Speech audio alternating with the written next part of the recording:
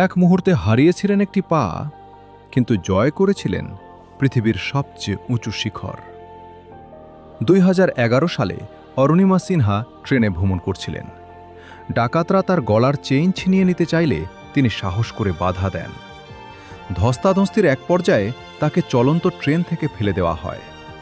Rail লাইনে পড়ে থাকা অবস্থায় বিপরীত দিক থেকে আসা একটি ট্রেন তার একটি পায়ের ওপর দিয়ে চলে যায়। বেঁচে গেলেও চিকিৎসকদের তার একটি পা কেটে ফেলতে হয়। অনেকেই ভেবেছিল এখানেই তার জীবন থেমে যাবে, কিন্তু হাসপাতালের বিছানায় শুয়েই তিনি এমন একটি সিদ্ধান্ত নিলেন যা সবাইকে অবাক করে দেয়। তিনি একদিন মাউন্ট এভারেস্ট জয় করবেন। কৃত্রিম পা নিয়ে দিনের পর দিন কঠোর অনুশীলন, অসংখ্য ব্যর্থতা আর অদম্য ইচ্ছাশক্তির পর 2013 সালে তিনি বিশ্বের সর্বোচ্চ শিখরে জাতীয় পতাকা উড়িয়ে ইতিহাস গড়েন। তিনি বিশ্বের প্রথম মহিলা অ্যাম্পিউটি হিসেবে এভারেস্ট জয় করেন।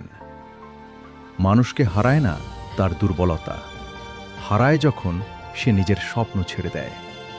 তাই কখনো হাল ছেড়ো না।